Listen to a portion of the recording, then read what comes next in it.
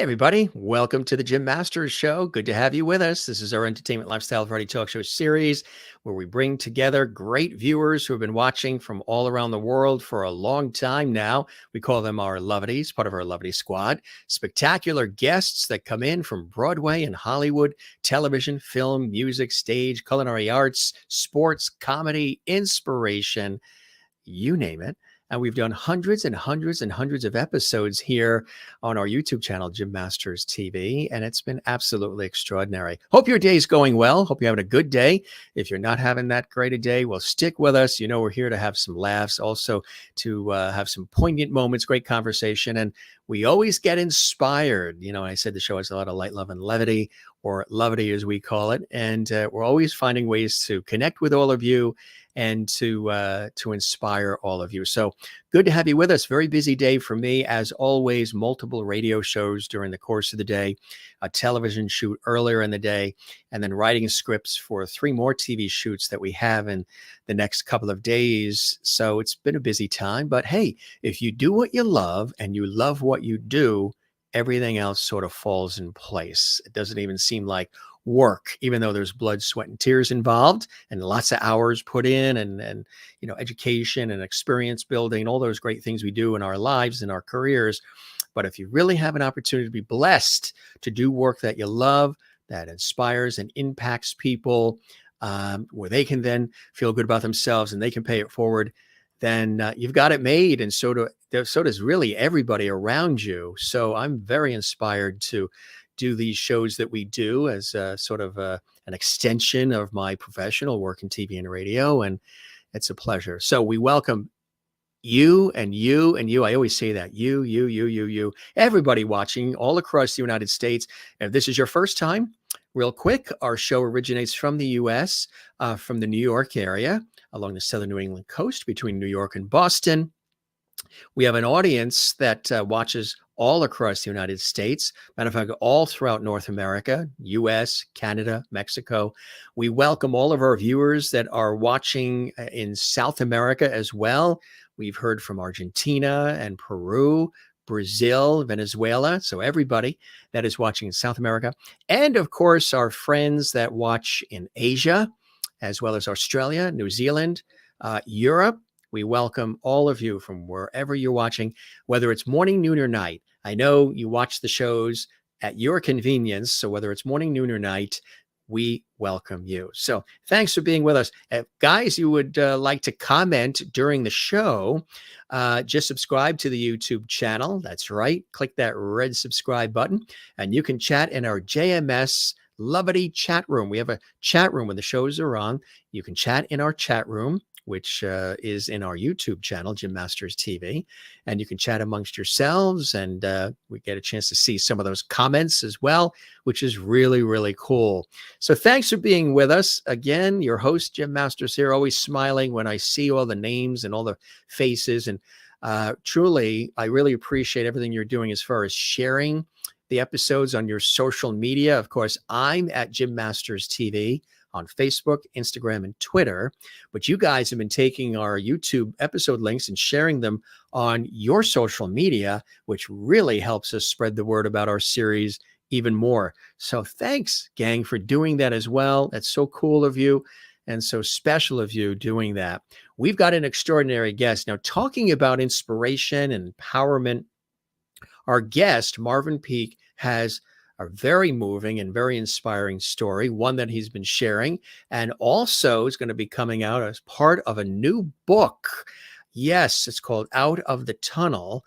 True story. He's very authentic and real and open about it, and that's coming out. We'll keep you posted on that, tell you more about the book. But Marvin really is something else, an ambassador of peace, author of Out of the Tunnel. Just want to tell you a little bit about him.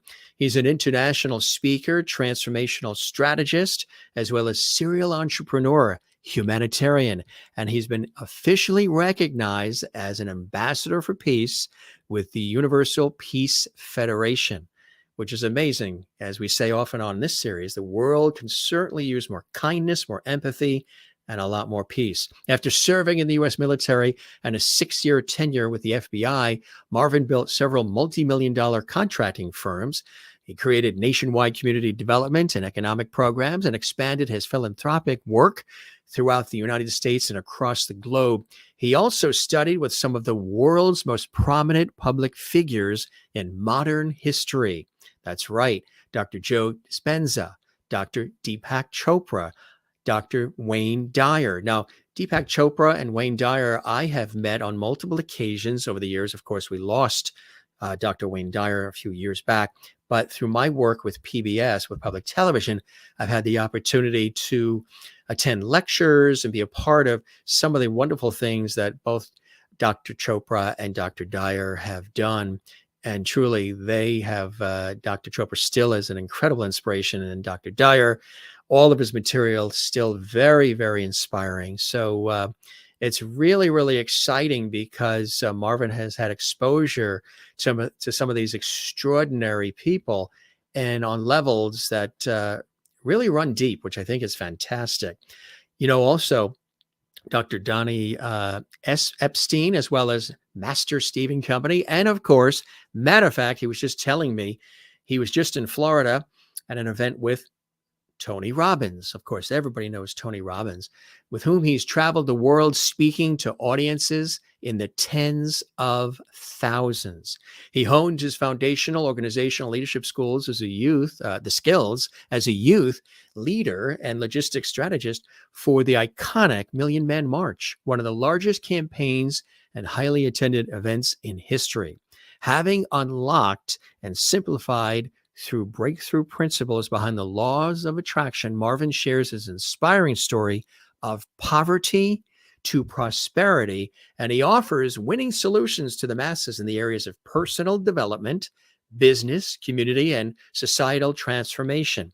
All things that are definitely very relevant and topical all the time, but especially now. And his lifelong passion is uniting humanity, ending world poverty, and helping others to master the science of success and live the art of fulfillment. Really a terrific guest we've got here. You're going to learn something about his extraordinary life. It didn't start out this way for him. He had to create this, be inspired, and he built all of this. And he's so excited about it. He wants to share it with the world, and he does when he speaks to the world on a global basis. So cool stuff, gang. We've got an amazing show coming up right here on the Jim Masters Show. Again, thanks for being with us. If you want to comment in our JMS Levity chat room, just make sure that you subscribe to the YouTube channel. That doesn't cost anything. And also at the same time, don't forget to like, comment, and subscribe to the channel. I want to show you this as well. This is really, really cool. It's a little bit about Out of the Tunnel from Marvin Peake, ambassador of peace, which is really fantastic. So, gang, we appreciate him being here. He's coming to us from Virginia, beautiful Blue Mountains of Virginia. Put your hands together and won't you join me in welcoming our very special guest, Marvin Peake, right here exclusively to the Jim Masters Show. And here he is. Marvin, welcome to the Jim Masters Show. Pleasure to have you here. Thank you, Jim. Thank you for having me. It's an honor. Thank you. You are very, very welcome. I really appreciate it. And what an incredible journey that you have had, life's journey, inspired journey, and continues to happen in such a glorious and blessed way.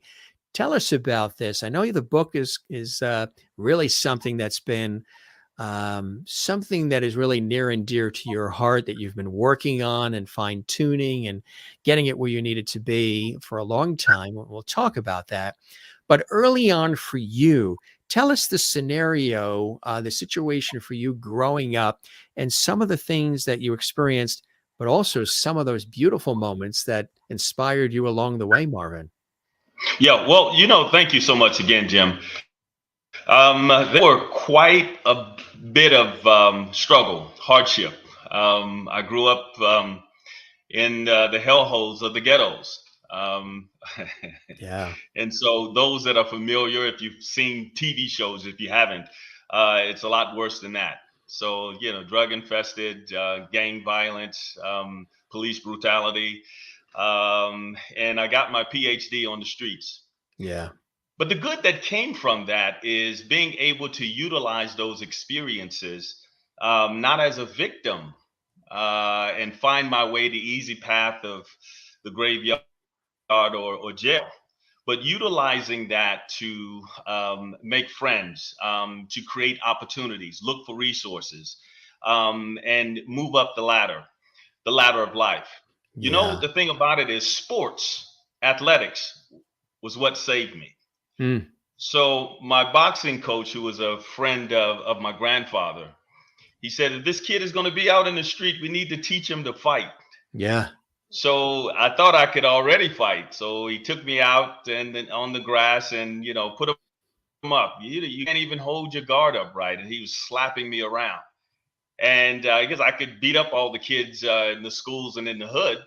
But here's this old man that could really lay it on me. So he took me to the gym and, worked out. He put me in with some of the trained fighters. They were older, stronger, some grown men. And I'm just this little kid. And he would let them unleash. And the more I went back to train because I had that fire, I started doing well in there and getting some of those victories in training. So going back into school, you know, I was able to really handle myself even better.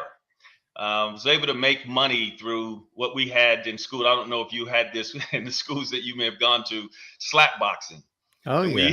we and Yeah. we would put 50 cents up to see if you can out slap box your opponent, the person in front of you. And because I needed money, man, to eat and to get by, to get on the train or the subway or the bus, I Yeah. would have to slap the hell out of people for 50 cents. And so the other thing I would do is play basketball. And my heroes were Sugar Ray Leonard and Michael Jordan, and I was just so inspired because of the fire in those guys that they were so resilient and so tough that they refused to lose. And so watching them, in the ring and out on the court was inspiration for me, and I internalized that resiliency, that power, that persistence, and to get myself through day to day, refuse to lose.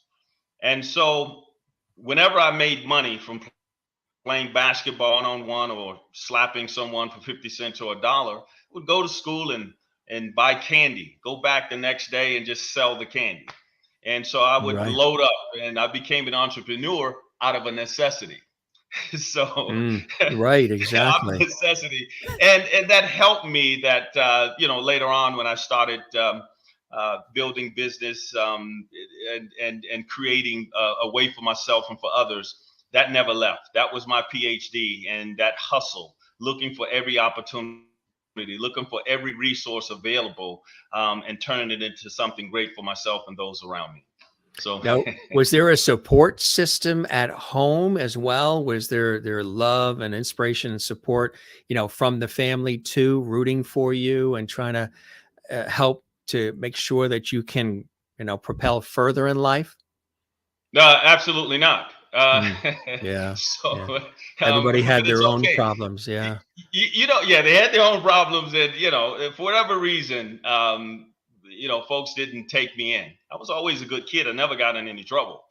But folks wanted to take care of themselves and their families, and I wasn't a part of that. Yeah. But I look back on it, and I'm so grateful that they didn't, Yeah. because I have an advantage over most people. I don't have the need as much as others for certainty. I didn't have any. I had to create my own. I don't have the need to push and pull and struggle and do unsavory things for significance. Just surviving and taking that survival and turning it into a success became my significance. I don't have this desperate need and longing for people to accept me, because they didn't. Right. It wasn't a Right. way that I could go in and fit in. I was forced to stand out. Significance came from that. Certainty came from that. There was a lot of variety in my life. I'm here one day, somewhere else the next. Don't know where I'm going to wind up, but wherever I am, I know that I'm going to survive. Mm. I'm going to make it. And to this day, I mean, you can take me anywhere on the planet. Don't give me the language. Don't have anyone around. And Jim, I'm going to make it. Right. So I have that advantage of people pretty much leaving me alone because no one Right. dictated to me on how to think, how to act, what to wear, Right. where to go. I was out there on my own, and I'm so grateful for that opportunity. Now, I'm not saying that I wouldn't have wanted it differently because I did, but I had to accept the fact that this was my life, this is my reality. And I also knew that there was something special about me. Couldn't put my finger on it, but there's something special about me. Whether I'm going to be in athletics or whatever I'm going to do in life, I am going to really succeed. And the fire continued to intensify that every time someone said no to me, I'm going to show you why you made a mistake. Mm. And now when I show up around families and friends and they look at me and they marvel and they said, wow, they never saw me coming. I'm everyone's hero. And I hug them and I love them because they gave me a gift, the gift of leaving me alone.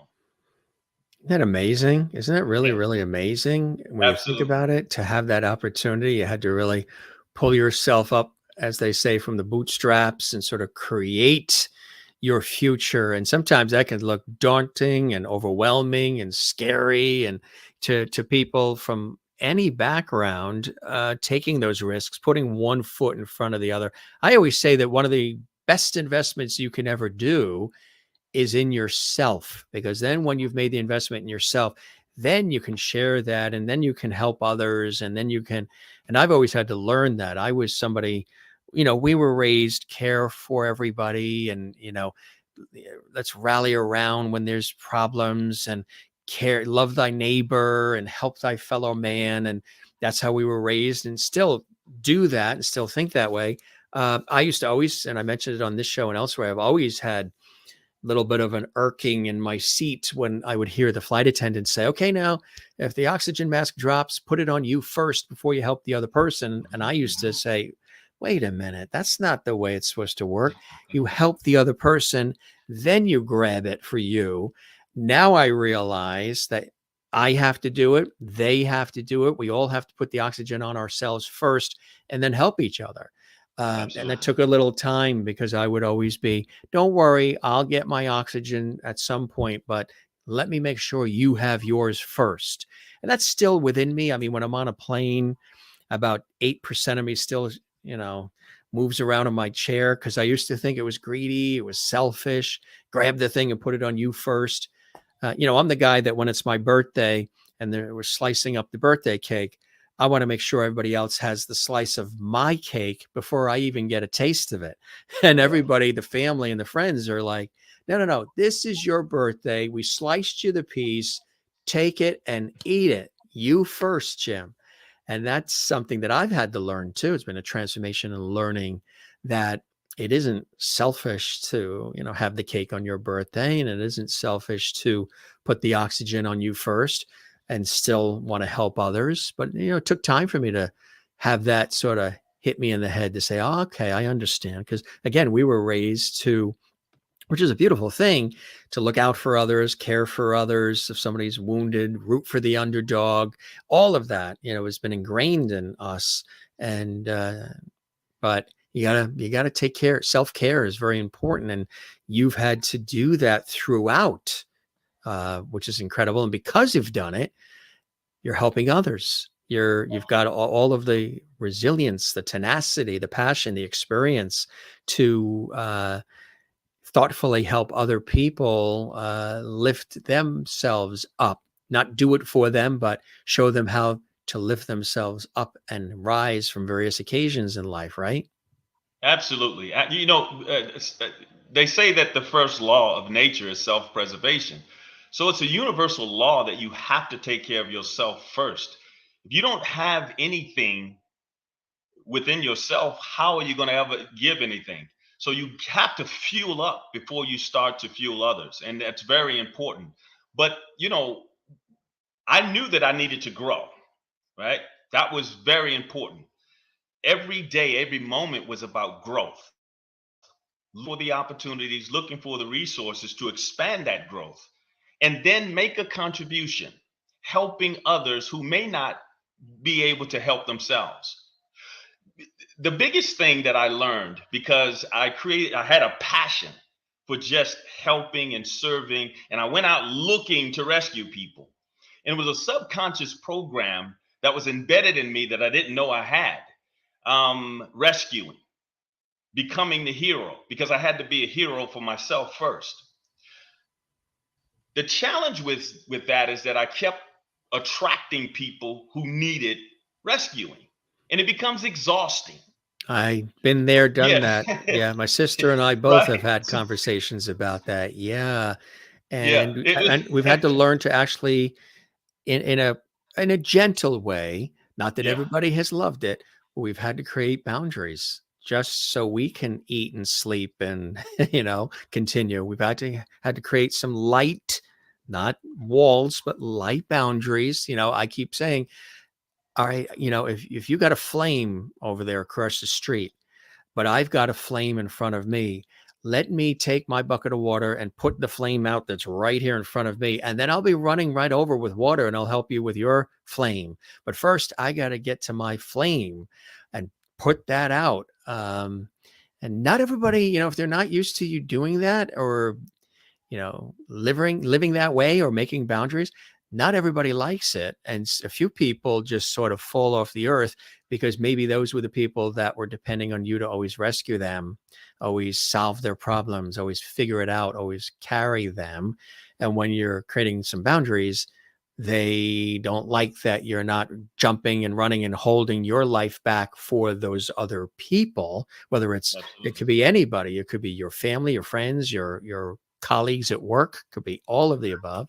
And but then it also, as you've seen, when you create those boundaries, and you're taking care of what you need first, that's very attractive to people. It draws in a whole other group of people that are like, I kind of like that this person knows what they need, knows what they want, and takes it from there, as you do. Yeah. Yeah. Well, I had to learn the power of the word no. Yeah, And not so, so easy. Yeah, I know. That's right. So before, with the boundaries, and then I started looking at nature, and I said, wow, there's nothing in nature that has boundaries. We have access to everything, right? But there are certain seasons when we can get the benefits of nature, right? yes. Winter time is coming out here in the Blue Ridge Mountains, and I'm grateful to be back out here. It's so peaceful. Um, and you're gonna get snow, and you're gonna Hmm. get the cool nights, and you get the beautiful foliage, the colors, and so forth, right? So I have access to that. There aren't boundaries, but there's seasons for that. So and because I'm made up of everything that nature is made up of, I remove the boundaries, but I do know that there's seasons of when I will and will not assist. And assisting people, I had to learn that when you involve yourself so much in someone else's urgencies and making it your priority and your emergency, you infringe upon them developing and growing, discovering on their own what they can and cannot do. The resiliency that I developed when folks left me alone. They left me alone, and there was nothing infringing upon me learning how to go out and make it, to survive and to succeed. So I'm making sure that when I'm assisting people, that they put their own skin in the game too. What are you going to do about this? What is your vision? What do you need help with? See, because sometimes you can help people so much that when you stop helping them, then you become the problem. You're really no good. And they forget all about the stuff that you've done for them. And they That's kind of will add aggravating, you isn't to, it? oh my goodness. It's really hurtful. It's really hurtful because Okay. you're forgetting about everything that I've done for you before. And Yes. now I'm the boogeyman because I don't get you out of the rut that you got yourself in, and you have the responsibility of getting yourself out of. So, with all High respect five to, on that one. oh, come on now. That's like, Come on now. So I think this is the Marvin Peake and Jim Master story. come on now. Yeah. So yeah. So Jim, when I'm assisting someone, I'm assisting them from a place of being a standard bearer. and not necessarily their coach. With all respect to everyone's a coach now, and bless your heart, Yeah. your grandmother, your next door Every neighbor, corner. everybody. Yeah. Yeah, right. But if we start looking at the definition of coach, the original word, the foundation of it is to transport something or someone from one place to the next. Now, I Right. can help to transport you without telling you what you should and should not do, because each of us have our own individualized life's curriculum. And what you came here for, Jim, I don't know. And part of the challenges, the difficulties, even the struggles that you're going through, just because I know something and because I may have gone through something similar, that doesn't give me the right and the power and the know-how to tell you how to get out of it. Right. Because there's something very unique about you that no one else on the planet has. Otherwise, you wouldn't be here. So, Right. as a coach, when you tell me that this is what you're thinking, this is your idea, this is what you need to get yourself there, then I'm going to help to transport you and be that support. That way you have your skin in the game. And listen, if it does not work out the way that you envision, you just pick up and you try something else. But you can't blame Marvin if it doesn't work. And I had to learn that the hard way. So Yeah. I'm not here to coach, but I can be a standard and a standard bearer that this is what Marvin did. This is how Right. Marvin succeeded in this situation and through these challenges. But again, you can go out of your way to assist people. And I started seeking people to go and rescue. But that was a subconscious, and I don't want to call it a poisoning, but it was a program. It was a program because I figured that if I keep helping enough people, when I'm in need, they're going to help me. And that's certainly not the case because everyone is not built the same. You'll find a great deal of people who are focused more on their own survival, their own success. And sometimes people will knock you out of the way and harm you. And sometimes it's the closest people to you Yeah. that will tear you apart just so that they can get ahead. Not understanding that we live in a universe that is so abundant.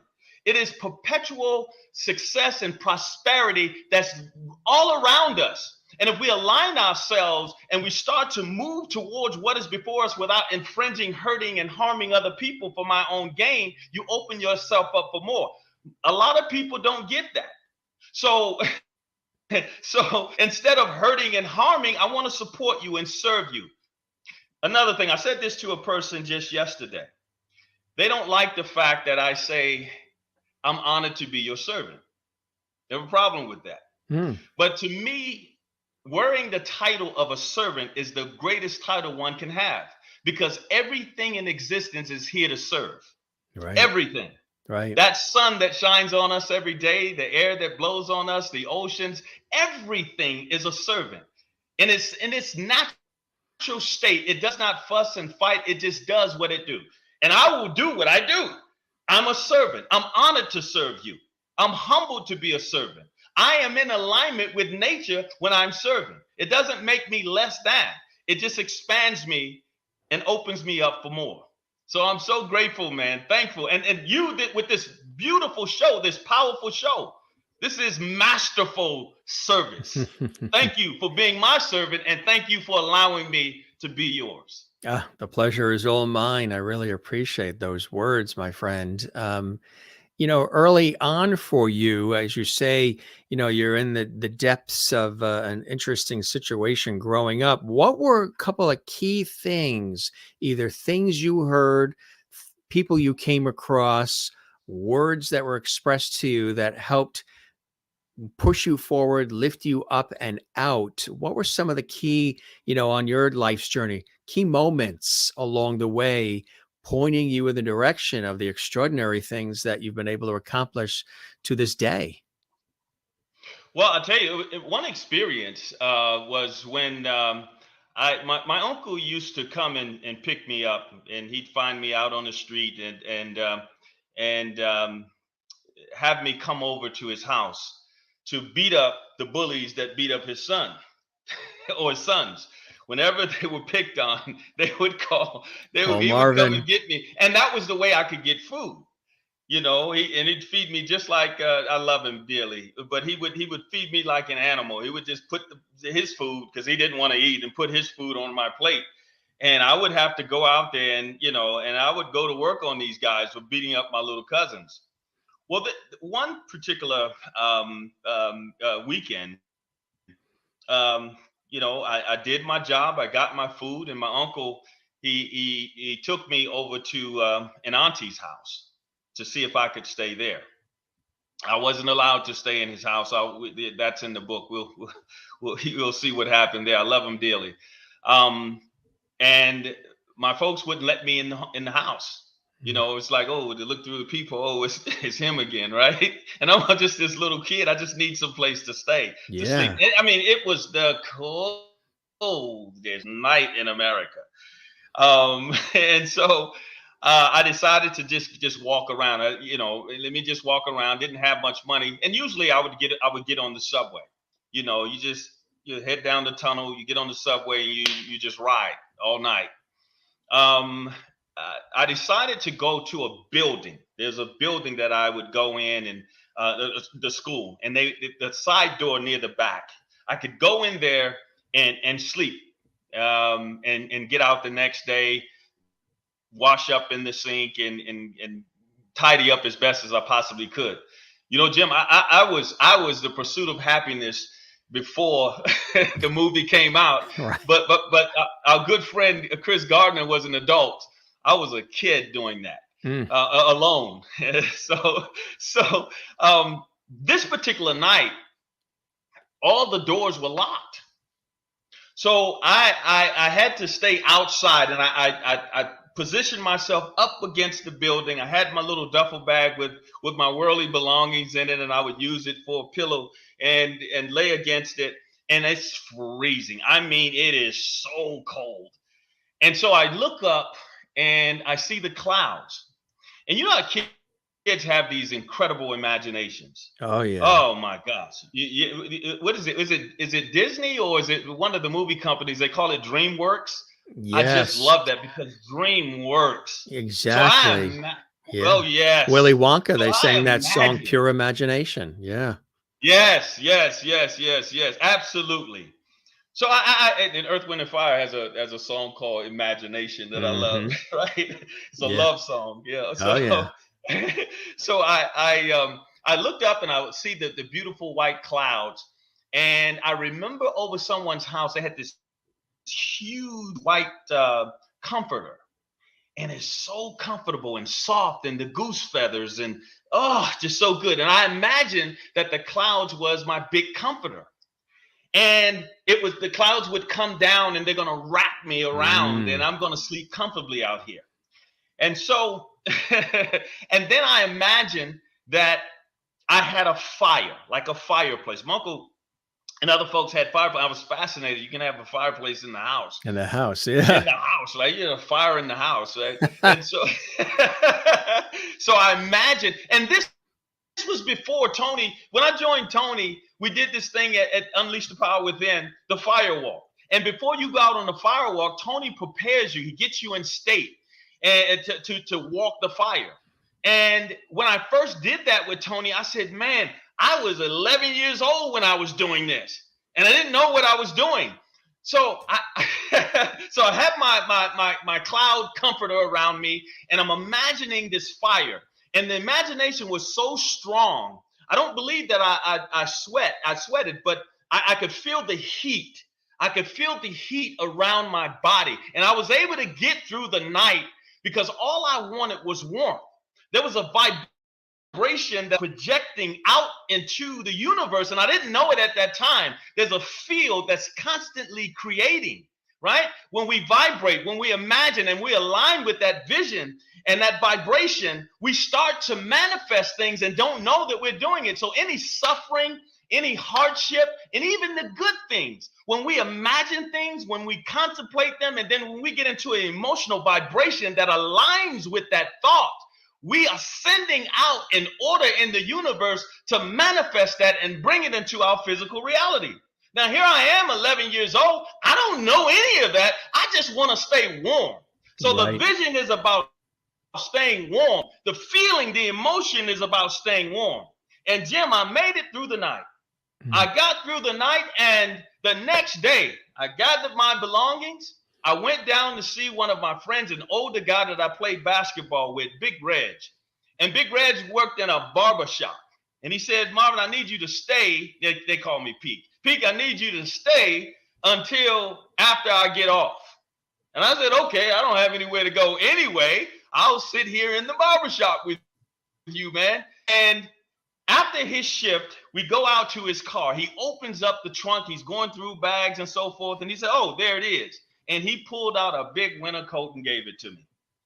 I didn't realize till later when I started studying the law of attraction and how the universe works, how we create from thought and vision, that I had done that with that coat. I manifested that coat out of the need, but out of a vision and out of an emotion. That's so incredible, isn't it? It's so absolutely incredible. And that's what it is. I mean, the manifestation and the law of attraction are all real and relevant. Tony, of course, Tony Robbins, major individual, very inspiring and empowering. How did that happen? How did you link up with him? Oh, so rad. Oh man, it's so crazy. I was I had my nonprofits. I'm helping clients and doing everything, and I'm getting these little speaking gigs here and there. And so one night I'm watching NBA basketball, and the game goes into overtime. And TNT, I think, the game went off about 2:00 in the morning, because I'm looking at after the thing with the host. And so I'm not sleepy, so I'm turning the TV. And I get to this thing, QVC, and I see this big white dude with this big old head, these big old hands, and this guy is talking. And I'm like, man, this guy can talk. He's passionate and enthusiastic. I was attracted. Yeah, I'm like, man, this dude is like the soul brother. Like, whoa, my man. And Tony Robbins. And he's talking about something called personal power, and he's like breaking this thing down. I mean, he looked like a light-skinned Baptist preacher, and he's telling, and his hands are going, and he's walking in the camera, and he's talking about, if you don't want it, you don't have to have it. We'll give it back to you. We'll pay the shipping and handling and all of that. No, I don't look at stuff like that. People are out selling things, but I was so intrigued by this guy, and then I started seeing him more and more. YouTube and all the things that the guy's program, and and I said, well, I like him. I started hearing his name more, so I wanted to use that personal power program that he was selling to give to the clients that were coming into my programs, those that needed employment and housing, those that needed training, those that were full of excuses and making themselves victims of their circumstances rather than owning those experiences, because you can't change anything if you keep blaming other people for the condition that you're in. The only way that that's going to shift and change is you take ownership of it, take responsibility of it, and you begin to change. But you cannot do that if I keep blaming you for the condition that I'm in. So I just had a bunch of folks in my programs all over America with the same attitude. And I figured that with all the wonderful things that we provided to these people, hundreds, sometimes thousands of people, I said, let me use this personal power. Let me get it first and check it out. And I did the 30-day thing, this Tony Robbins thing, and I was blown away. I'm like, man, this dude speaks my language. And I became friends with the sales clerk. And we're talking and we're laughing, and we actually, we exchanged numbers. And she started talking about her family and her husband. I'm like, guess what? I know your husband very well. And she goes and she says, hey, I'm talking to Marvin Peake. And he says, oh my goodness. And, you can see that there's divine synergy coming together now. Now we're like family over the phone. And she says, you keep buying all of these, the merchandise, all the product from us. You need to come to one of the events. Come to a UPW, Unleash the Power Within. And I said, well, no, I'm not going to do that. I've been looking at the YouTube things, and I'm not one of those people that just jumps around. I'm too dignified for that. So she says, well, guess what? I have your credit card, and I'm buying you a ticket. And if you don't go, you just donate it to our organization. Wow. Yeah. So I said, okay, well, I better go. Yeah. And so I went there, and I'd never seen Tony live before. And to me, he was like Deepak Chopra and Dr. Wayne Dyer, Yeah. and some of these other great inspirational figures. And when he came out, and and the crowd is just going crazy. So out of respect, I stood up and I'm clapping, but I'm still not jumping around out here.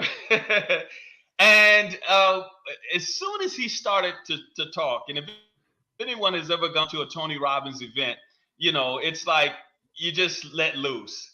You say what you have to say. And when he started talking, I couldn't stop laughing. Yeah. It was unbelievable, because I'm looking to hear like a Martin Luther King kind of thing, a Dr. Wayne Dyer, but I'm hearing this brother that sounds like one of the dudes I grew up with in the hood, right? And I could not stop laughing.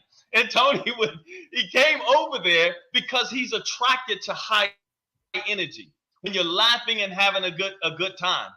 The first thing I need to tell you is that when I walked in, that there was so many lines and people racing to get in, and I just thought it was the silliest thing. And I found a seat somewhere in the back, and I wanted to be near the door. Let me get to the exit in case something pops off. I'm out of here, baby.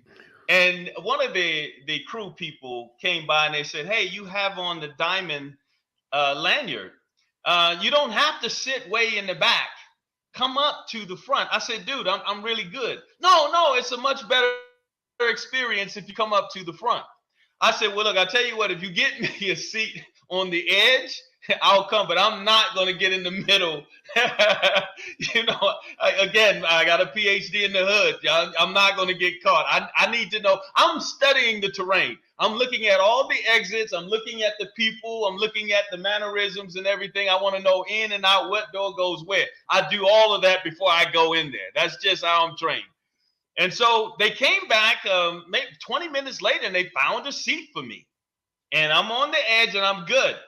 I'm laughing so hard. And Tony Robbins just keeps coming over to where I am. And afterwards, a couple of days later, they'd asked if I wanted to go back and meet Tony.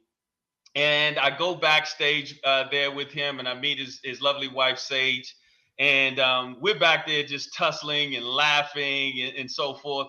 And the first thing the man did was kiss me on the head. And I'm like, okay, I've never had a man kiss me before. I'm like, dude, what's up with that? But later, he's my big brother. I love him dearly. And Tony is just that kind of guy. Yeah. That's the affection that he has for you. Right. And when he gives you a kiss, mm-hmm. And he said, listen, I want to see more of you. I want to see more of you. Now, I'm going to speed this up. Now, we go to an event in Dallas, and I'm in Dallas, and one of the speakers didn't show up, and they needed him to do a testimonial. Mm. And the staff came over to me, and they said, hey, would you like to go up with Tony? And I'm like, okay. They didn't know that I was a speaker. They didn't know that I did this. It's like they had a need. They were desperate.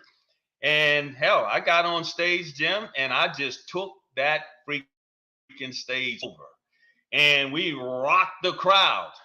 And I looked out at the audience, and there were awe in their faces when they saw me. And from then on, it was said, you need to go everywhere with us. We got to do this everywhere. That's how I met Tony, and that's how I started speaking on the stage. That's incredible. What a fantastic story, huh? Yeah. Truce. That's real Yeah, I didn't tell you serendipity. everything. There's more in the book. I wanted Yeah, to say the goodies for the book. for the book.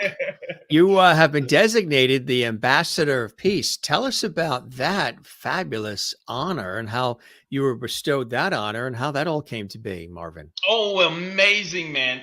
I started, I created these nonprofits to help single mothers, troubled youth, even non custodial fathers, veterans, and military families. And I got these partnerships with the federal government and receiving grant monies. And I'm giving these individuals everything that they would need to eliminate their excuses. In fact, the motto was eliminating all excuses, Right. because I want to make sure that when you come to my program, you are going to succeed. But before I let you in, I need to know that you're serious about your survival and your success, because I have turned folks down.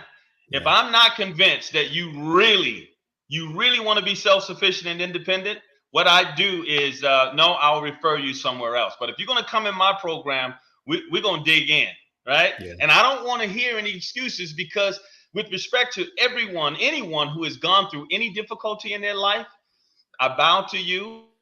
I humble myself before you, but I still haven't heard a story worse than mine yet. So I don't want to hear it. So, and if I can come through what I came through, not hearing it, what do you want to do about it? Okay. So now, I provide these services. I'm having these speaking engagements all over the place. And a Jewish rabbi, he says to me, he says, we're having this rally. It's an ecumenical thing that we're doing, and we'd like for you to come, because this ministry that you have in the community is absolutely phenomenal. And I said, okay. So I go, and they asked me to come up and speak, and I say a few words. And it was Dr. David Ben-Ami. He was the clergy man for the White House under Jimmy Carter. And he had this Yiddish accent. And Rabbi said to me, he says, I see greatness in you. Mm-hmm. And he says, the world is going to hear from you. He says, I want you to come with me in a few days in Philadelphia. I want to introduce you to someone. And he says, I'm not going to take no for an answer. You have to show up. I said, okay, give me the address. First time meeting this man. And I could tell the respect that he had, because he marched with Dr. Martin Luther King and civil rights and things like that. I was really impressed with him, and he was just so kind to me. And the way that he looked at me, it was like he was giving me some kind of faith, ethereal anointing or something. The way that he was, this guy looking, I was okay, I'll show up. What can it hurt? And I get to Philadelphia, and they have security around, and they have the armed security, and they have to take me up to the penthouse. And I said, okay, what's going on here? Well, I can fight really good. So if something goes down, I hope they're ready, right? So Right. I'm thinking, right. I'm always thinking combat. So when you come off the elevator, the door opens up, and this beautiful lady opens the door, and I said, well, I guess I'm in the right place now. So they let me in. They let me in, and I'm seeing men and women dressed in their traditional country garbs, and I could tell that they were religious leaders or they were heads of state. And there was some very important looking people, and they were all around. And then there was this one man, and I'm forgetting his name. I'm sorry, Jim. I'm sorry, but it's in the book. And he's the man that started the charge card industry in Delaware, and he created a college, Dropsy College, for Jewish people.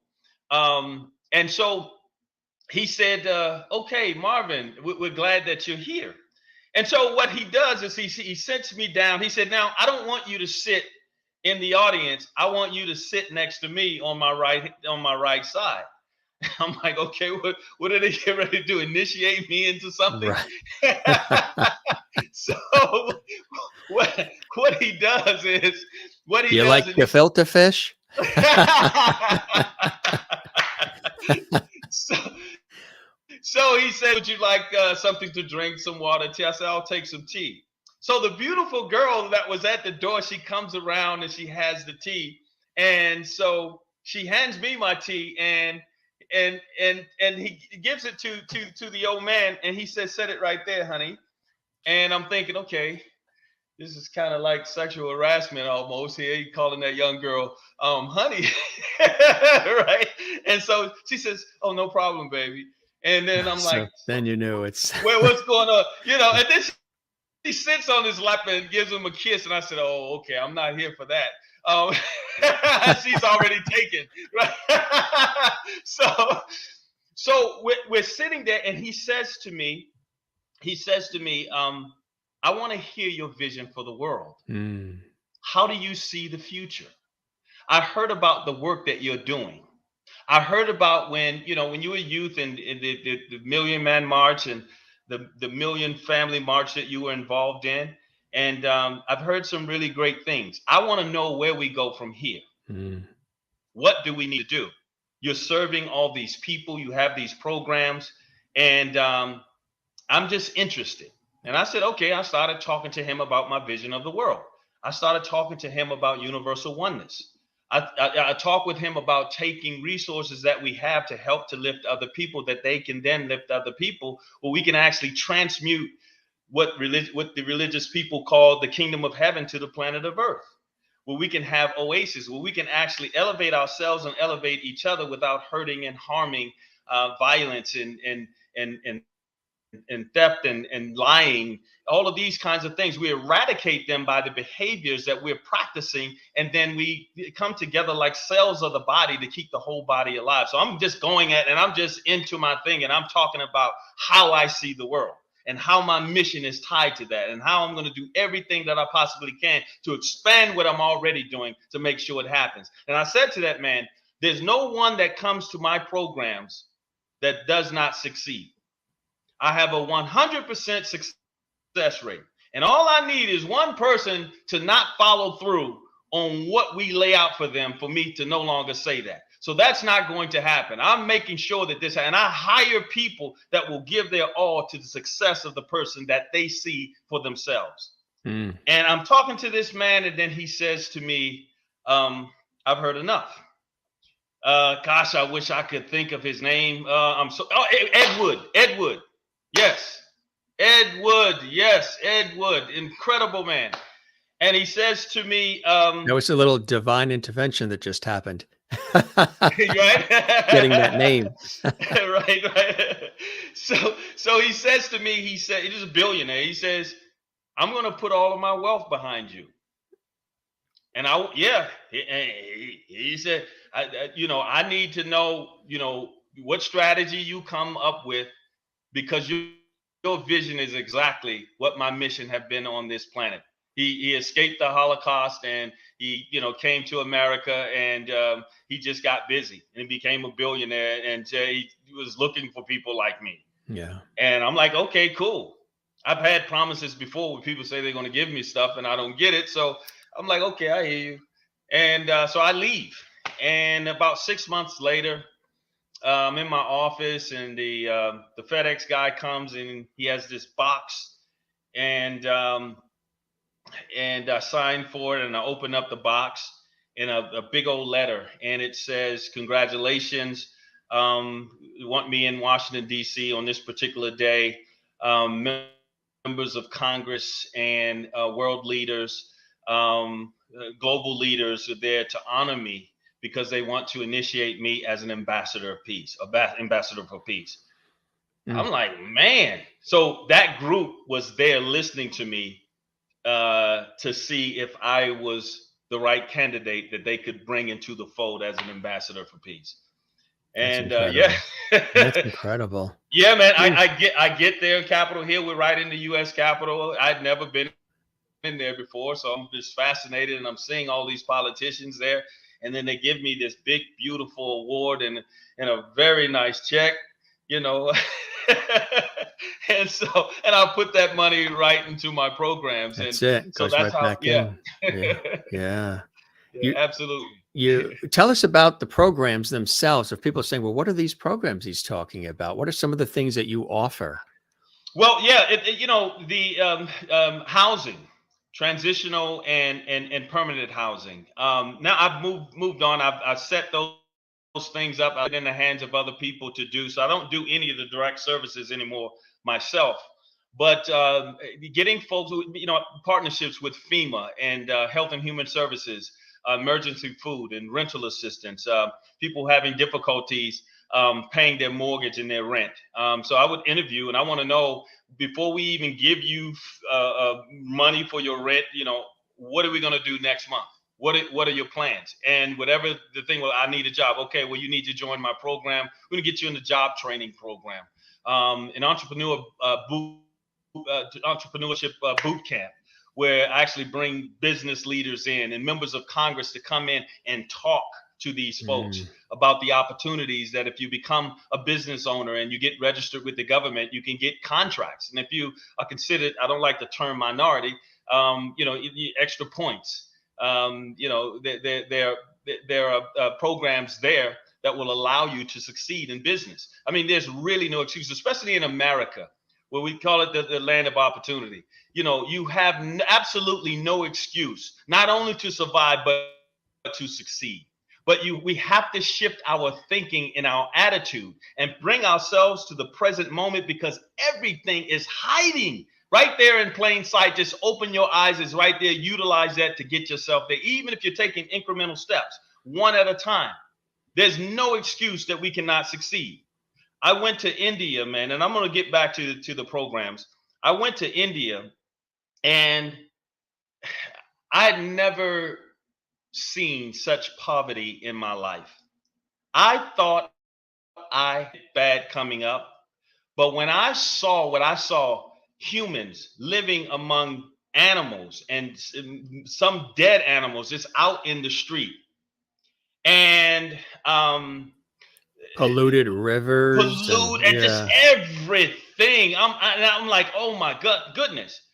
But Jim, I didn't notice anybody out begging.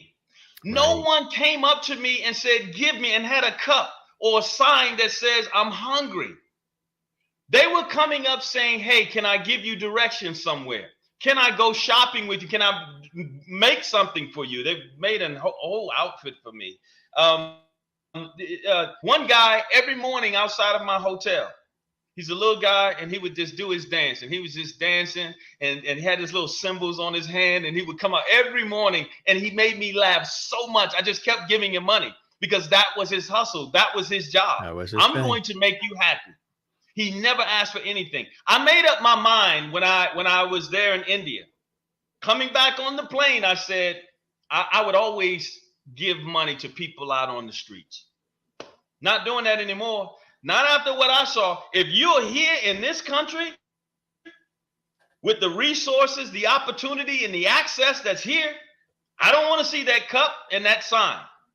Michael Jordan said to Charles Barkley when Charles wanted to give the guy some money, homeless guy, Michael hit his hand and said, hey, this guy can say welcome to McDonald's, right? There's always something that we can do. Something that you can do, right?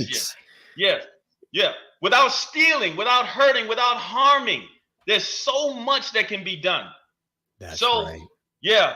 So now, Jim, let me say this too. How I got in to speaking publicly is I'd left my job. Only job. I only had one job in my life, and I left the job. What was it? What were you doing? I won't talk too much about it now, but the Federal Bureau of Investigation. Oh, that's right. I did mention that. Yes, right. Yeah. Right. So, but if you're hip, you say FBI. Yeah. Everything today's abbreviated. Yeah. So yeah, when I and my friends that know me, they don't know this. So when the book comes out, I say, I knew something about this guy. He's always looking and watching around, checking. Yeah, looking around. Cross at the green, not in between. Yeah, the FBI stuff, man. And we saw we saw former President George Bush at a meeting that Tony hosted for us, and I hadn't seen the president in a long time. And when we saw each other, we just hugged each other, and the guys looking around and said, "This guy must have been Secret Service or something. There's something strange. How does he know him?" But I never would say anything. But the story is in the book. So well, since you've worked with the FBI, I just want to make it known now that I love my mother. I hold the door for strangers, and I put stamps on all my mail. I love it. I love it. So good, man. You got to laugh, right? I love levity. levity. You got to laugh. I love levity. That's why we say love and levity, levity. You got to laugh because life can be crazy. It certainly can. I mean, it's the number one doctor, the number one medicine is laughter. You got to find something to laugh at every freaking day. Yes. There's always something to laugh at. There is. Always. Even in those serious moments, we'll have serious meetings and we have to take care of things and get down to the details, but I want to make sure that we laugh. My staff, I would say, listen, after every staff meeting, I need everyone to come with a joke. Right. Come with a joke. If you don't have a joke, you're fired. Right. Come on a joke. And then the joke's on them. That's some terrible jokes too, but just bring a joke. Yes, bring it in. Don't be one, bring one.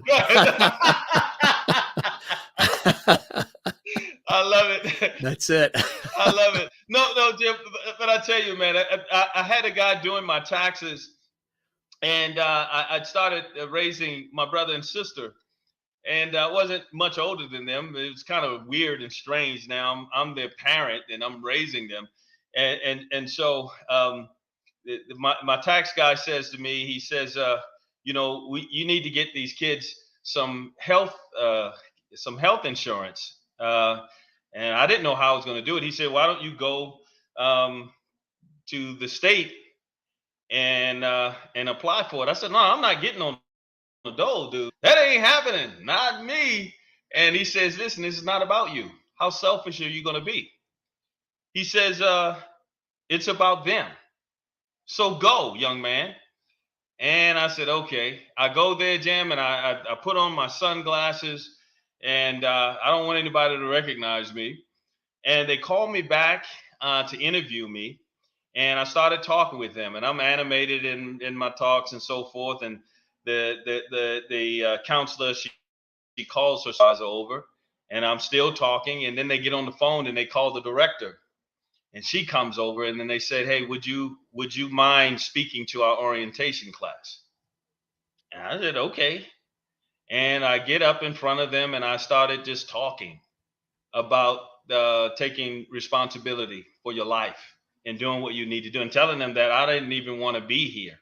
Mm-hmm. I was called, selfish because I didn't want to take anything from the state. I'm a giver. I don't take. And anything that they giving me here today, I'm giving it all back at some point. And so I'm just, I'm going into my whole sermon, and it kind of turned into like a church at the welfare office. Wow. Afterwards, they tell me, they said, "Hey, we'd like for you to come back every Wednesday and speak to the orientation class, and we're going to pay you." I said, "No, you don't have to pay me. I'll just come and do it. It's okay." They said, No, we want to give you a contract." And this individual contract blew my mind, because the money that they were paying me was more than I made at the bureau in a year. Wow. Yeah. And so I used that to leverage to go around to different states, to speak at these different welfare offices. And I racked up on these individual contracts to speak to welfare folks that were getting welfare benefits. And that's how I started speaking. Mm. Yeah. Incredible, right? Yeah. Wow. Yeah. And that was the beginning of me creating these nonprofits to serve people, because I said I want to do more than just talk to them and motivate them and inspire them. I want to really help them. And in my book, I talk about the different programs in detail and what I was able to do for these people. And helping them turn their lives around, because who am I to turn someone else's life around? I can be the standard. I can be the standard bearer. I can be the example, right? But you're going to have to turn your life around, put skin into the game for yourself, and know that you have a brother, a friend, someone there with you along the way to coach you, carry you to where you desire to be. What was it like writing the book? What was that process like? I mean, it's labor intensive, but truly a labor of love. And congratulations on Out of the Tunnel. Jim, thank you so much. I'll tell you, it was one of the hardest things I've ever done. Yeah. And there were several times I've never quit anything in my life, but there were several times I just wanted to quit. Yeah.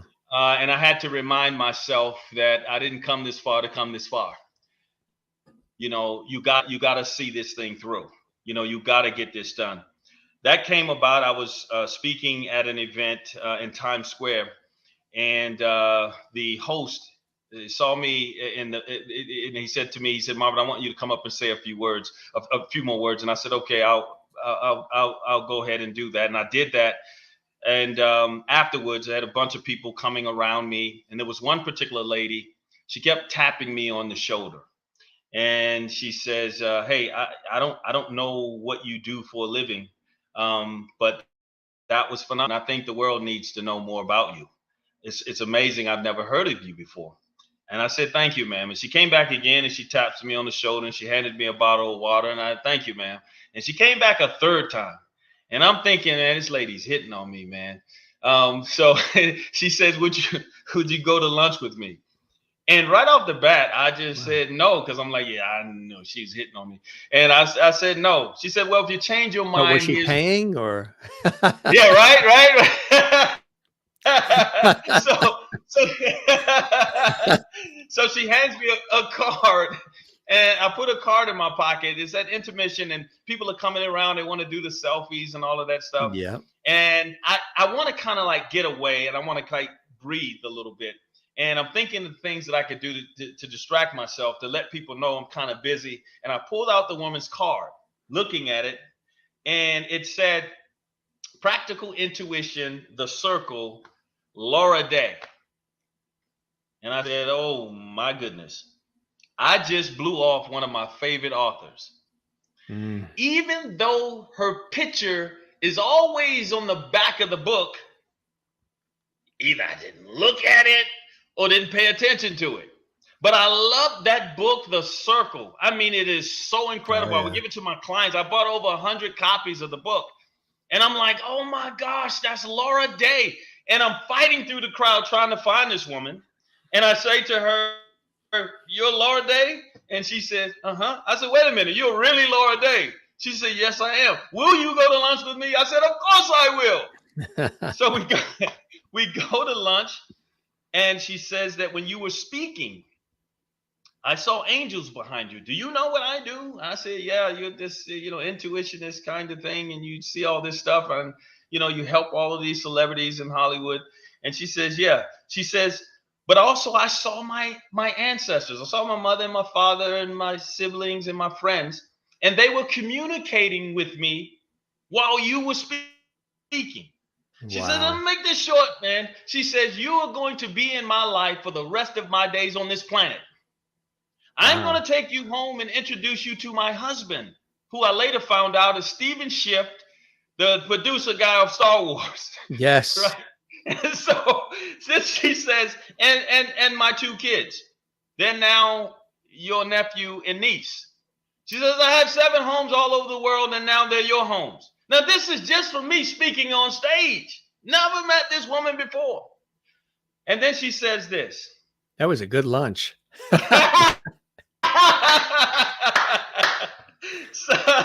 So she says to me, she says, "I know you play your cards very close to your chest. You're very private, to the point where you're just downright secretive. And it makes people uncomfortable, I can imagine." I said, "Yeah, it really does.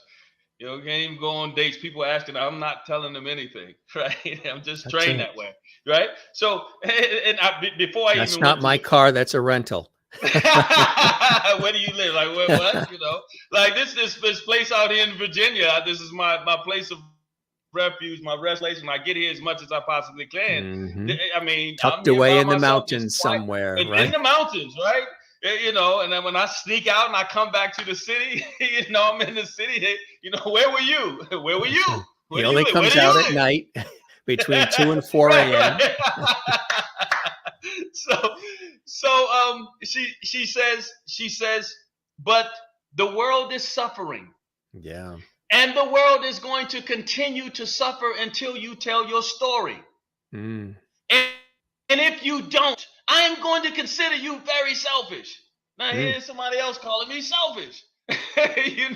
So then I said, okay, what do you want me to do? She says, you have to do a book.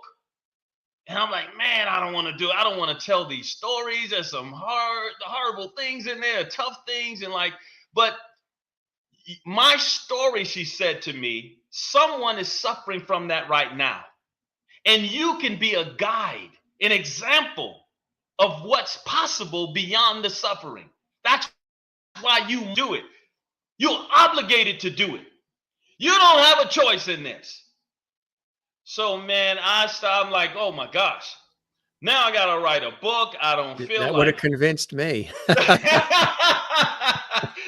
so, so man, I have a friend, Jambox Studios in Manhattan, and I called Lee and I said, Lee, I was ordered to do a book, man. I said, so what I want to do, I have some reporter friends. I'm going to call them all in, and I'm going to have them sign NDAs, and I want them to interview me.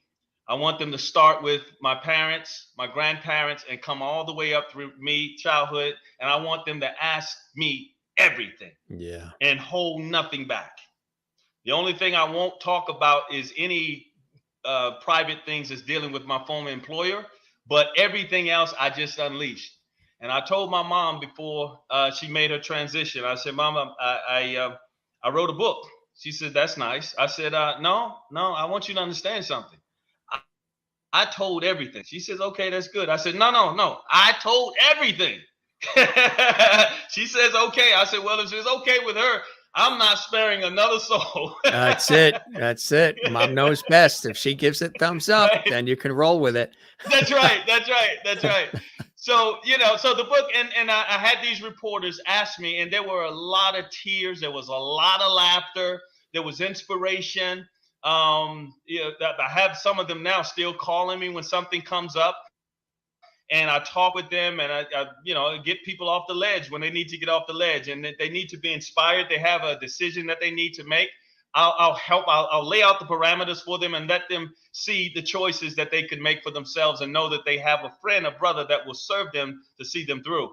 So we were able to, through those interviews, it took us 8 weeks to do all the interviews, and then we got the recordings transcribed, and then we went into editing, putting everything into book form, and then we went through 15 edits and a bunch of proofreads, and Wow.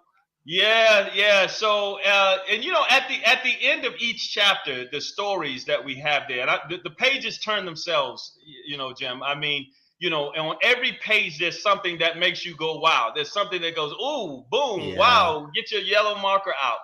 But at the end of each chapter, I offer something that is called a key. In Eastern philosophy, they may say chi or ki or prana.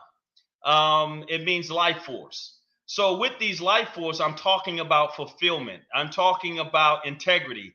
I have a key that's dedicated to women, that's inspired by my mother and my former ex-girlfriends, and what women have had to go through with us, with men, our gender, the control, the domination, the misuse and the abuse that we've caused women. So I'm really unleashing on us in that key, divine essence. I'm exonerating women. I'm exonerating the women who hurt me, who did things to me that it took me a long time to get over, that it damaged me emotionally. But it woke up something inside of me, because I realized that I didn't do nothing to any of them. I didn't harm you. It was someone in my gender that harmed you before you met me, and I Right. had to pay the price for that. Price And for now it. I have an understanding for that, and it's my responsibility to produce a healing, because every woman on this planet is my mother, she is my wife, she is my daughter, and I have the responsibility of protecting, providing, serving, and honoring you until we put you back into your rightful place on that queen goddess throne that you belong. Beautifully said. Wow, beautifully said. The writing process can be really amazing. What's the takeaway that you hope people get from reading Out of the Tunnel? Yeah, I anticipate that along with being inspired, that people will start to look at their life and their practices in a whole new way. They will look at their suffering not so much as a wounding, but as a preparing. Hmm. They will understand that there really isn't a need to suffer because life wasn't meant for struggle. They will understand that most of us are walking around on cruise control. And you'll see that in this cruise control that the programs that you got as a child is dominating your choices and decisions today, and how you can deactivate those programs, turn cruise control off, autopilot, and put yourself behind the wheel of your life that you could utilize as you would an Amazon order, the vision that you have for something, and place it into your universal cart. Make sure that you're vibrationally home to receive it and watch it physicalize into your experience. I'm giving away something in this book where these motivational speakers talk about all the time, and they're wonderful. I love you all. But I don't know if anyone is actually telling you how you did this. I'm giving my story and showing you how I did it. And after you read this book, if you're still suffering, that is because you keep signing up for it. It won't be Mm. because of this. Out of the Tunnel. An epic tale of battles, breakthroughs, and new beginnings. Incredible. Congratulations on this. And so open and revealing and authentic and relatable on so many different levels. If people want to learn more about the book, you can go to marvinpeake.com. There it is on the screen. That's the website. And also to learn more about Marvin's extraordinary life, his career, the accomplishments, and the programs, and all the fantastic things that he offers. What are some of those continued blessings and joys in your life that propel you forward still today, Marvin? Yeah, my discipline. What I do every day. What I did with I'd become so successful building this empire, and I had an experience that really just shattered me and Mm. shattered what I was building. And gosh, I was going through it, and I was looking for ways that I could recover, thinking that what I did before would be sufficient enough for me to get back, and it didn't work. I recognize, and I'm so grateful to Dr. Joe Dispenza, who talked to me so much. He helped me greatly with what I have in chapter 14. Um, and learning that I had the subconscious program of rescue, of the toxic myth of scarcity. The scratching to survive, the pushing hard and forcing myself to succeed. All of these things that I had done before to make myself successful, when everything fell apart, that wasn't going to work.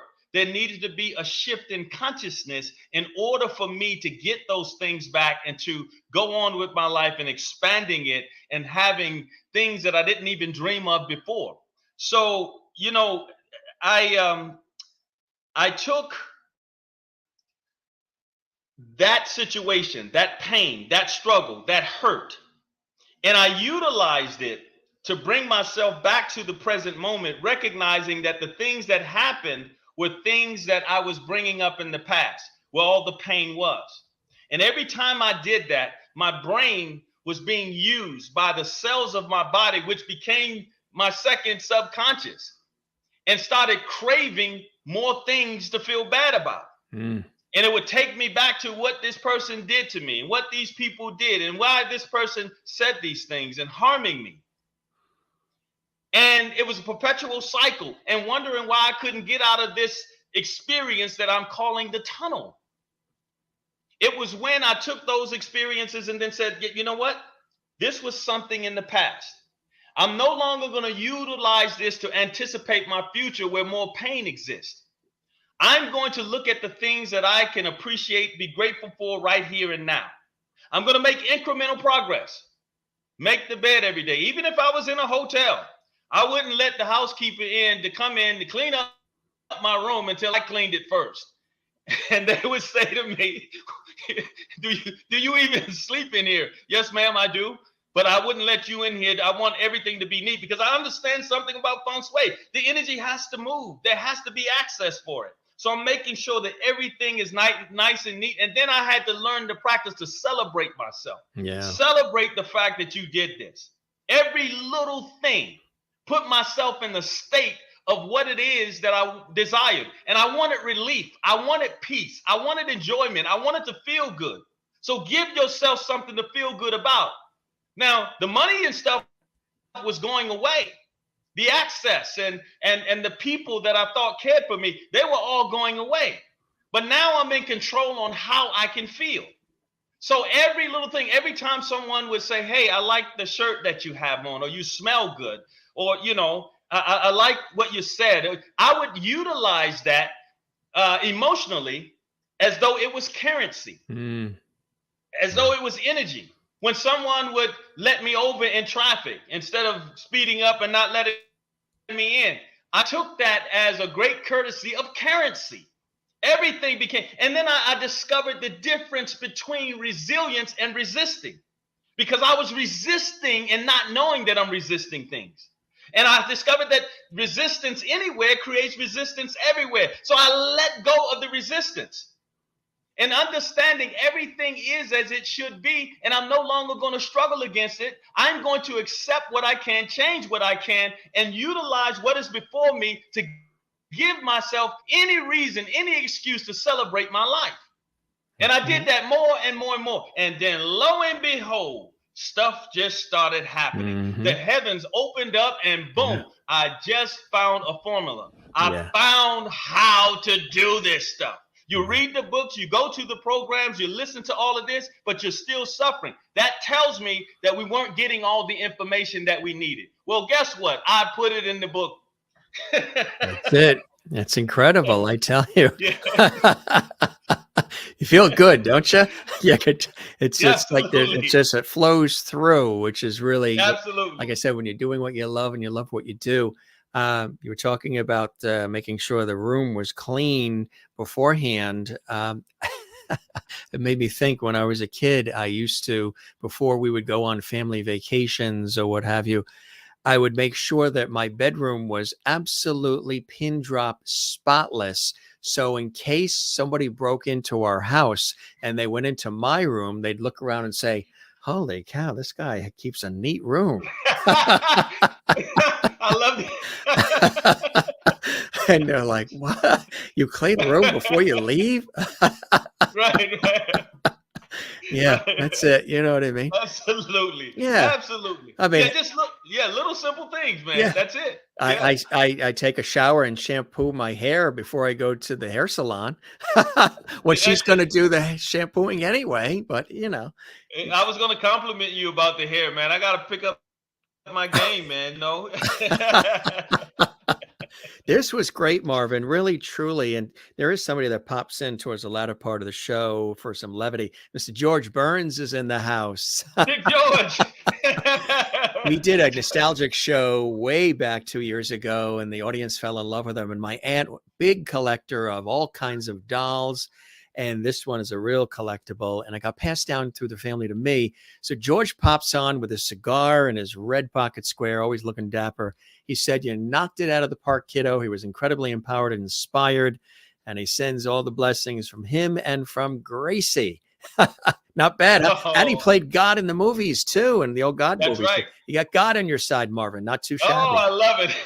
Cool, huh? You got to make people laugh. I love it. I hope you enjoyed the time with me as much as I have with you, and the show met whatever expectations you had, my friend. Absolutely. No expectations, man. I'm honored to be here with you. Thank you for inviting me. And I really appreciate it. I will cherish this forever. Thank you, my friend. Thank you. Oh, I appreciate that. Spread the word about, the Jim Masters Show live. It takes a village. We would love to have you back too. We will definitely keep the porch light on for you. Congratulations on everything and continued blessings and joy in your life. Congratulations on the book, Out of the Tunnel. And before we go, what would the Marvin of today say to the child Marvin? What would he say to that kid? Hang in there, young man. My man, there is something on the other side of this that's going to blow your mind. The challenges won't cease, but you'll get through them. And the rewards are so much bigger. Those that refuse to help you, they will now come back to get help from you. Stand tall, stand strong, hang in there, because there's something so rich, so powerful, so loving, so unlimited that's waiting for you. It has your name written all over it, and you'll be a part of a new foundation that's going to transmute this planet like you never want to believe before.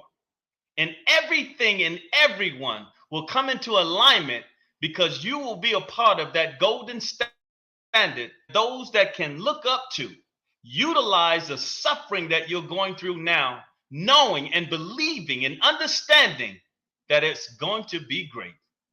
Take care, young man. It's going to be good.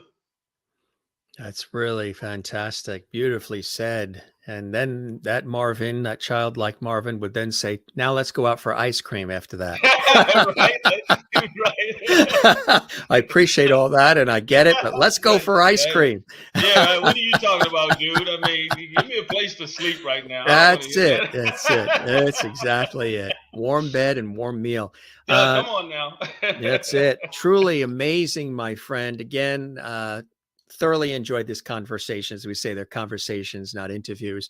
And truly hope you enjoyed the time with me as much as I have with you. And you're welcome back anytime, Marvin. Absolutely. Thank you, Jim. Thank you for having me. I truly appreciate it, my friend. Thank you. You're Blessings. very, very welcome. You take care and be well, okay? You too. You too. All right. Blessings. Cheers. Marvin Peake here on the Jim Masters Show. Really extraordinary, incredibly empowering person, inspiring, full of zest, vim, and vigor, and energy and passion, because he walked the walk, talked the talk. He comes from an experience that he has been able to learn from, survive, work through, and is an extraordinary international speaker now and transformational strategist, a serial entrepreneur. He's always looking for ways to create. And he's also a humanitarian as well. Marvin Peake here on the Jim Masters Show. We really appreciate it on our entertainment lifestyle variety talk show series, where we're bringing back the lost art of conversation in style. Want to let you know, there's the website to learn more about Marvin, all of his extraordinary work, and of course, to find out about the book, the new book, Talking Out of the Tunnel. And if you may remember, it's full circle because he talked about the tunnel when he was younger, that he would experience, and you want to get out of that tunnel, and you do want to move forward. And if you're in a position right now in life where you feel like you're stuck and you can't, Marvin has the proof, and it's all there laid out in the book. And like he said, he's laid it out to make it easy for you. Not that you don't have to do the work, but he's given you his experiences and some wonderful advice that you can take with you immediately and apply to your own life. And then once you get that going, you're going to want to pay that forward to other people as well. As I mentioned, he's worked with Tony Robbins. He's been inspired by Wayne Dyer, Deepak Chopra, and some of the greats who also have empowered millions around the world. And that's what Marvin is doing. Really cool to have him here on the show. We thank him for joining us tucked in the Blue Ridge Mountains there in beautiful Virginia. Marvin Peake stopping by the Jim Masters Show. Hope you guys were inspired. Hope you enjoyed the conversation. Don't forget, to like, comment, and subscribe to our channel. Yes, all you have to do is click this button. There's a big thumbs up sign that's on all the episodes, hundreds and hundreds of episodes we've done. Click the thumbs up. That's the like on YouTube. Leave a comment for us on the YouTube channel as well. And also make sure that when you subscribe, you click the notification bell, because then you'll be notified about all our content, all of our episodes, and you'll never miss a thing. And you'll always have an opportunity to participate and interact with us as well.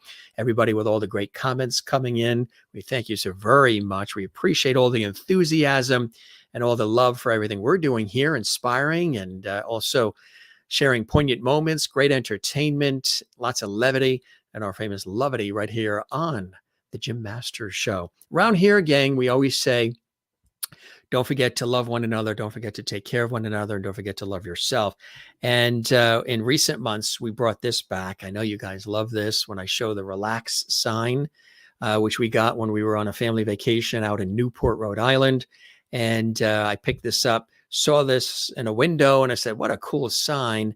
And sometimes I've always had to remind myself to pay heed to these words, or this word as well. So don't forget to relax, gang, and breathe deeply from the diaphragm.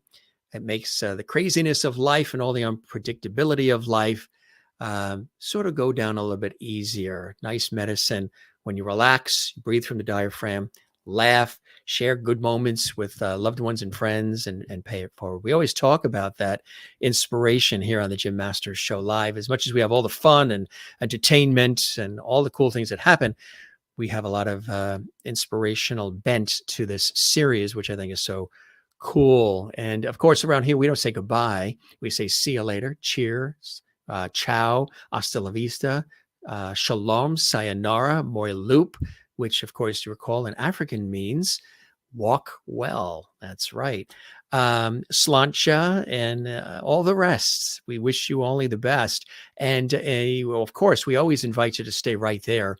If you're watching this not live, but you're watching this later on, stay right there, because another episode of our series comes up. Extraordinary guest, extraordinary fun that happens on the Jim Masters Show Live, entertainment, lifestyle, variety talk show series. So with all of that said, thanks for being with us. We truly appreciate you. We love you all. You can find me on Instagram, Twitter, and Facebook at Jim Masters TV. Continue to share these episode links on all your social media. So many of you have become friends in our Lovity Squad, those who watch and are faithful to everything we're doing here at the Jim Masters Show series. We love you all. Be well. We'll see you on the next episode coming up right here on our YouTube channel, Jim Masters TV and the Jim Masters Show. Wow, I'm exhilarated from this conversation, aren't you? Absolutely. And Marvin is truly a cool guy and really passionate. And, you know, the story could always be something that he's a very private person, yet this story is bubbled up for him over the years. He's had to share it. It's just something he could have kept quiet and not shared, but you could see the energy is like, it's like being ministered to, truly, in a beautiful way. And so we're so honored to have him gracing us with his presence, and we'll have him back as well. Out of the Tunnel is the book. And again, marvinpeake.com is the website. For all of us here at the Jim Masters Show, we appreciate you being with us. We'll see you again soon on the next one. Again, take care and be well. We love you all. Cheers. See you soon.